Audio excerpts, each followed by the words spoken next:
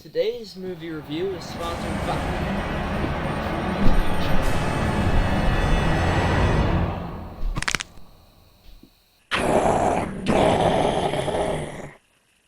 Evil Dead Rise was directed by Lee Cronin and released in theaters this weekend. The film is a bloody one, and we are here to talk about all of it. If you have not seen any of the Evil Dead movies, I guess I might talk about them somewhat in this review, or if you just haven't seen Evil Dead Rise in general, there will be a spoiler section later on in the review. I'll have a time code on the screen so you know when to click off. Go watch the film, come back, and hear my spoilery thoughts. So, Evil Dead. I've been getting into the franchise recently. I watched the 2013 remake a few days ago, and also watched the original Evil Dead. I still have to watch Evil Dead 2 and Army of Darkness to say that I fully rewatched the entire thing. I probably should have done that before I watched this film. But, just to say, you guys don't have to watch any of the Evil Dead films if you're not familiar with them to understand Evil Dead Rise. You will get the gist of it from this plot. From the trailer, you can tell that a family stumbles upon the Book of the Dead, which sends out a signal via these vinyl records that are played, and a demon possesses the mother of the family, and things go terribly wrong from there. You will be reaching for a trash can to throw up in sometimes with these scenes. They are absolutely horrifying to watch. There are events taking place here that involve kids. Kids are not safe in this film, I'll say that much. Now, you've seen from the trailers, if you've seen them, that there are plenty of scares. There's definitely a lot of jump scares in this one, but I feel like they utilize the creepiness of the situation to actually make it feel like it's more genuine instead of being your generic, like, The Conjuring or the Nun type films where there's just jump scares out of nowhere. And those films that were lackluster, I'll be honest. The Nun is very lackluster, Annabelle, those kinds of films. I'm not really into those. When I go look for possessing films, the demon films, Evil Dead is definitely the way to go. So, obviously, Bruce Campbell isn't in this one. Sam Raimi did not direct, but I still think this is a solid entry into the franchise. I had a lot of fun with this.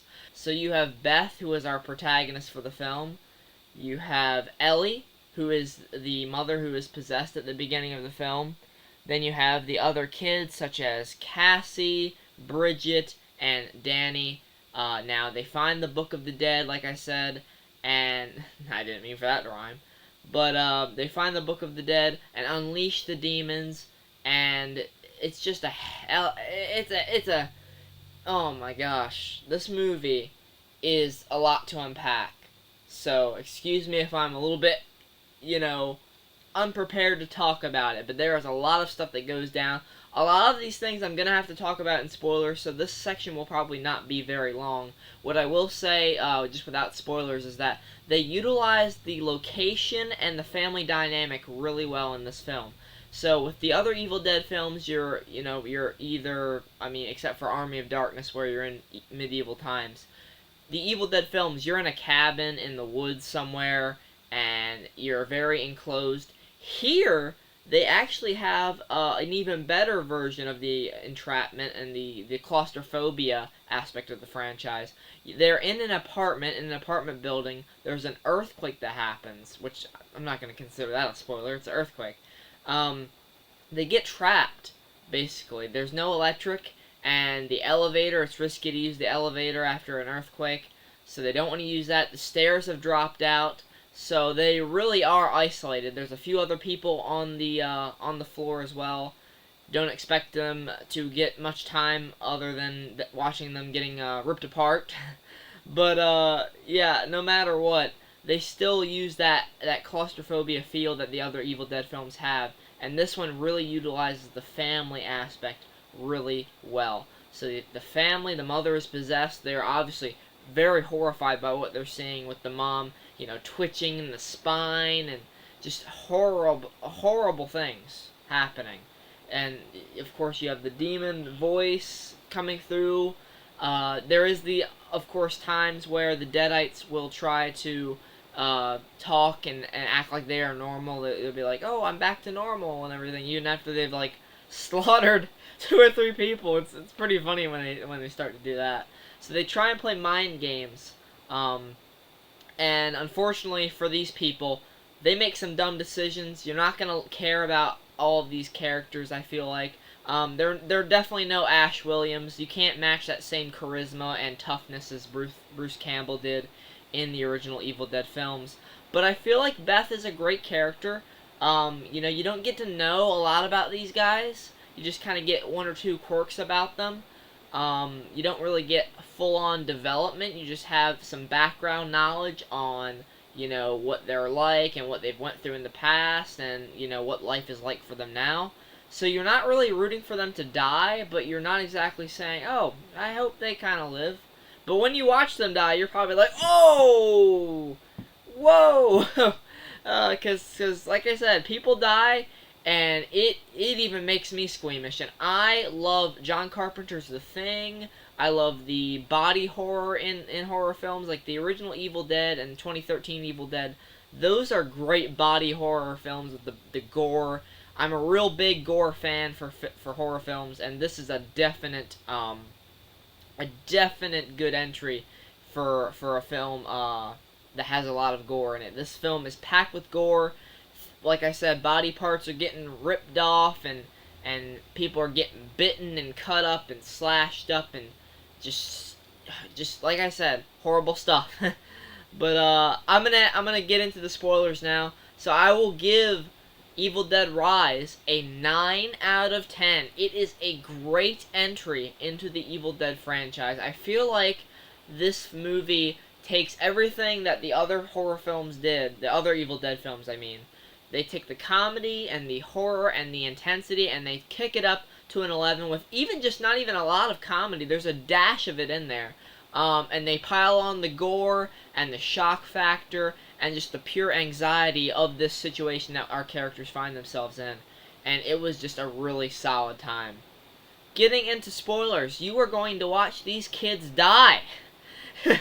They are not holding back with this one at all. So Ellie gets possessed. She immediately, immediately starts doing freaky stuff. You know, starts cooking the eggs if you've seen the trailers. And she's saying, I wish I could crawl inside of you and, you know, eat your souls and stuff like that. Just saying, you know, normal Deadite stuff. And they manage to get her out of the apartment building, but before they can, she takes a tattoo gun.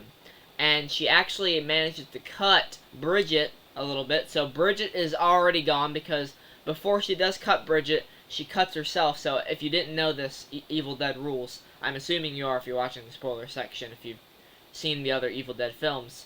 The Deadite's blood, if that gets in your blood system, you are screwed. You are absolutely screwed. If it even gets on you, even slightly, you're screwed. We've seen that in the past for other Evil Dead films. So, Bridget gets messed up, cut, and then it starts to spread, you know, like it did on the arm of the girl in the 2013 remake, and on the foot of the woman in the original Evil Dead. So her face starts to spread out, and you know, she's panicking, and then blood just pours out of her mouth, her eye socket, her nose, and then she starts spitting up bugs. You're talking about making me gag, man. That made me gag. I can't stand that kind of it's brutal. It is absolutely brutal. And, yeah, she's coughing up bugs and stuff. And then, Beth walks in on all this, and she just sees Bridget gnawing on glass. She's gnawing on, like, champagne glasses. And she's like, I'm trying to make the bugs in my tummy going away.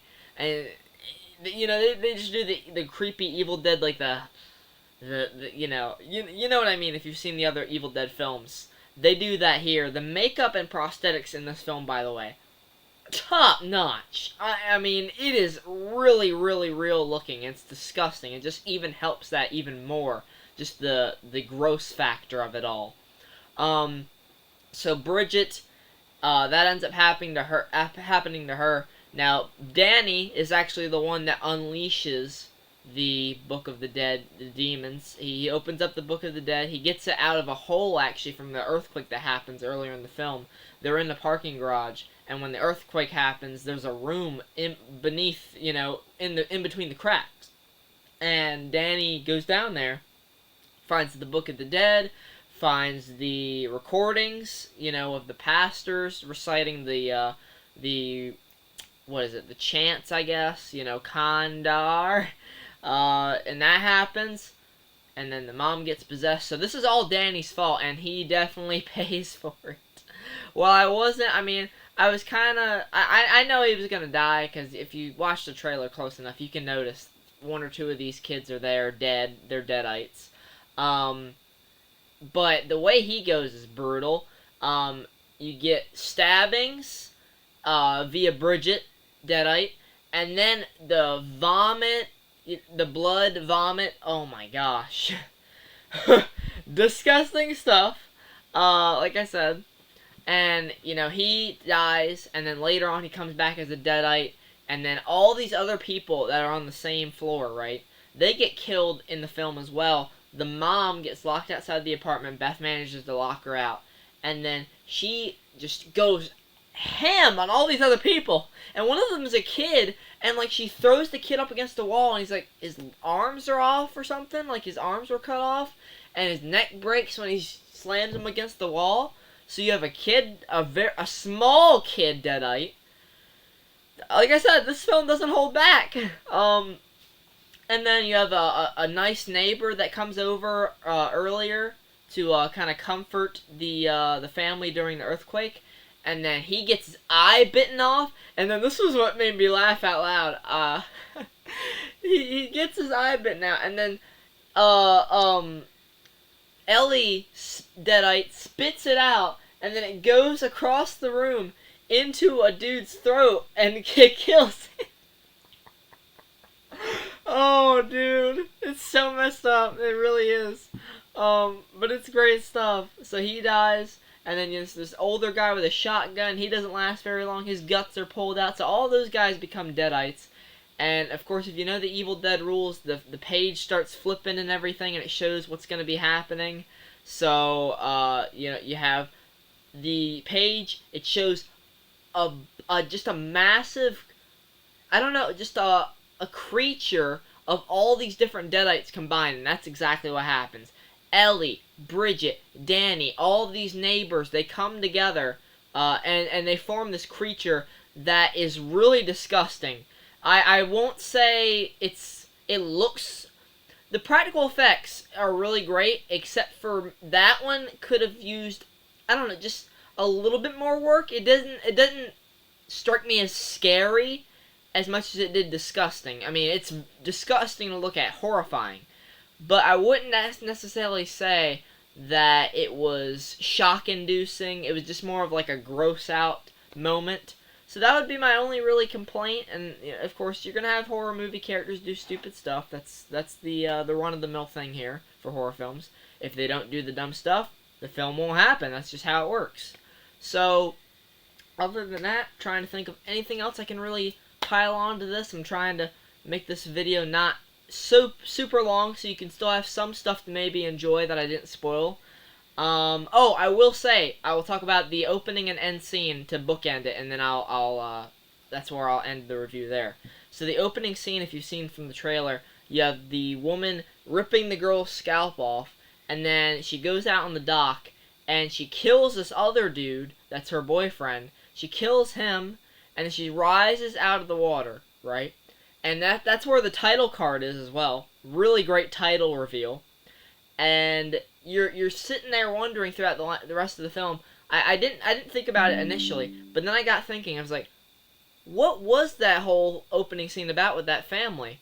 And then you get to the end, and after Beth and Katie have Cassie. After Beth and Cassie have dealt with the giant combined Deadite monster by chainsawing it to shit and throwing it in a grinder. Sorry for cursing, but it's a horror film. It's a hard R film. If you're watching this, you're most likely into all that kind of stuff. You're not afraid of a little bit of cursing. But yeah, they mess up the Deadite monster. They get rid of that. But there's still pieces of it alive. I love that. Even the Deadites chopped up into bits. They're still trying to possess somebody. And who is it? Turns out it's the woman from the beginning of the film that is possessed. So, basically, the events of Evil Dead Rise, the main plot, takes place before the opening. I thought that was great. They really bookended it there. That was really great. But yeah, go out and watch Evil Dead Rise for yourselves. I'm assuming you're not going to watch the spoiler section if you haven't seen the film.